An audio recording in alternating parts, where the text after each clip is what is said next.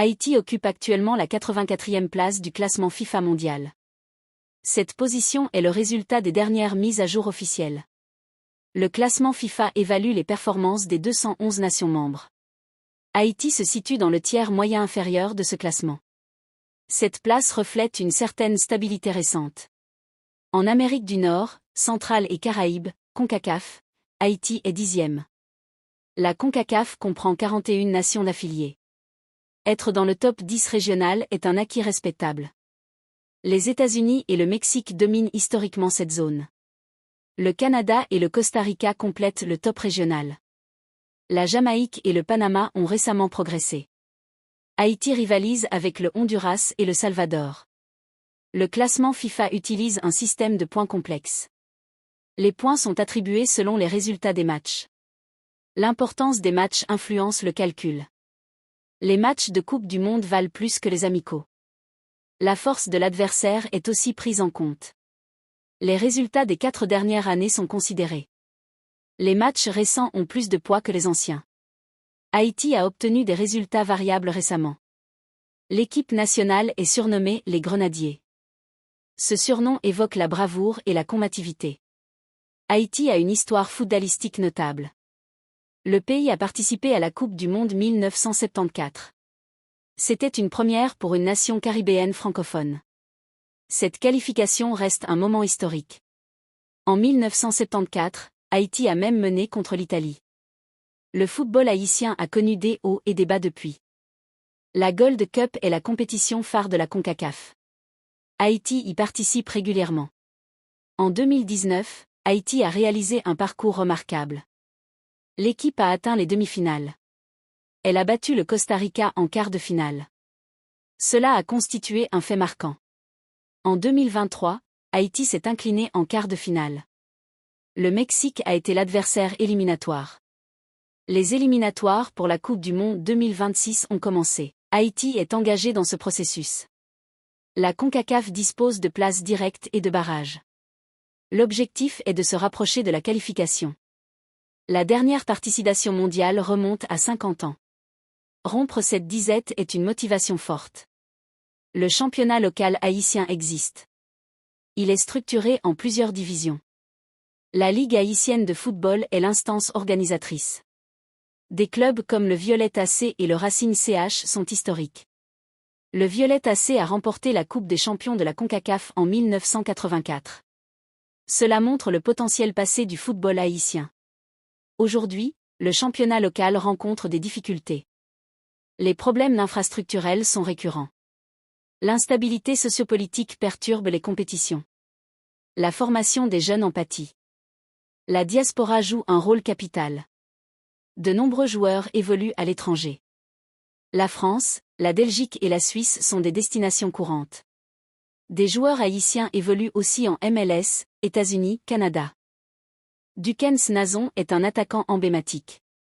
Il a joué en Angleterre et en France. Derrick Etienne Jr. est un autre joueur connu. Il évolue aux États-Unis.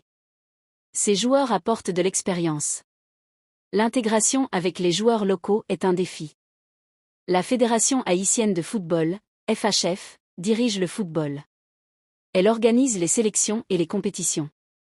La FHF fait face à des défis financiers.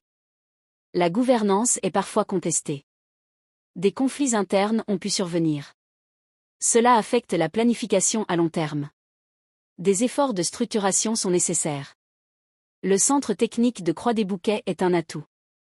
Il sert de base pour les sélections nationales. Des matchs internationaux y sont organisés. Le stade Silvio Cartor 14, à Port-au-Prince, est historique. Il a besoin de modernisation. Les infrastructures sportives globales sont limitées. Le football féminin haïtien progresse. Les Grenadières se sont qualifiées pour la Coupe du Monde 2023. C'était une première historique. Melchi Dumornay est une star mondiale. Elle joue à l'Olympique lyonnais, un club européen prestigieux. Le succès féminin peut inspirer les masculins. Le style de jeu d'Haïti est souvent physique. Il mise sur la vitesse et le duel. La technicité individuelle est présente. La constance tactique peut être améliorée. Les sélectionneurs se succèdent. Chaque nouvel entraîneur apporte sa vision. La stabilité à ce poste serait bénéfique. Les matchs amicaux sont importants pour progresser. Affronter des équipes de différents continents est formateur. La mentalité des joueurs est un facteur clé. La fierté nationale est un moteur puissant. Les supporters haïtiens sont passionnés. Ils suivent l'équipe à travers le monde. Le football est un vecteur d'unité nationale. Il transcende les difficultés du pays. Les médias locaux couvrent les exploits des grenadiers. La presse internationale en parle aussi parfois. Se classer 84e n'est ni un échec ni un triomphe. C'est un point de départ pour s'améliorer. Pour monter, il faut gagner des matchs importants. Les éliminatoires de la Coupe du Monde sont l'occasion idéale. Chaque victoire apporte des points FIFA. Un bon parcours en Gold Cup aussi. Être une équipe mieux classée est très valorisé. Le coefficient de la CONCACAF influence le classement. Si la confédération est forte, les points gagnés valent plus. Les performances des autres nations caribéennes ont un impact. La Jamaïque et Curaçao ont récemment progressé. Haïti doit suivre cette dynamique. L'identification de jeunes talents est cruciale. Les académies de football doivent être soutenues. Des partenariats avec des clubs étrangers pourraient aider. L'organisation de tournois locaux internationaux serait utile. La préparation physique des joueurs doit être optimale. Le suivi médical et scientifique est important. La diététique et la récupération font partie de la performance moderne. L'analyse vidéo des adversaires est devenue standard. Haïti doit s'approprier ces outils. La solidité défensive est souvent la base des équipes qui progressent. Maîtriser plusieurs systèmes de jeu apporte de la flexibilité. Le travail sur les 7 pièces, coups de pied arrêtés, est payant. Avoir un gardien de but de niveau international est un atout. Un meneur de jeu créatif peut faire la différence. Un buteur efficace est indispensable. L'esprit d'équipe et la cohésion compensent parfois le manque de moyens. L'expérience des joueurs évoluant à l'étranger est précieuse. Elle doit être transmise aux plus jeunes. Le rôle du sélectionneur est de créer une alchimie. Les stages de préparation longs sont rares. Il faut maximiser les courtes fenêtres FIFA. La communication entre la fédération, le staff et les joueurs doit être fluide.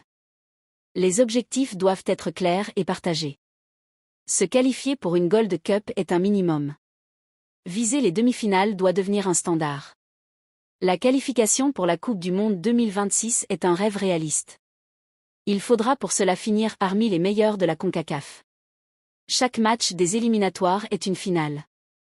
Le public haïtien, sur l'île et dans la diaspora, est un 12e homme. Son soutien inconditionnel donne des ailes aux joueurs. La 84e place est une photographie à un instant T. Ce classement évolue tous les mois.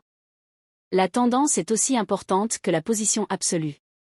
Une lente ascension est préférable à une chute brutale. Le football haïtien a des bases sur lesquelles construire. Son histoire est riche. Son potentiel humain est indéniable.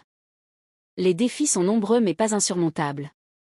Avec une vision claire et des efforts soutenus, Haïti peut progresser. L'avenir des Grenadiers au classement FIFA dépend des décisions d'aujourd'hui et de la passion de tout un peuple pour son football.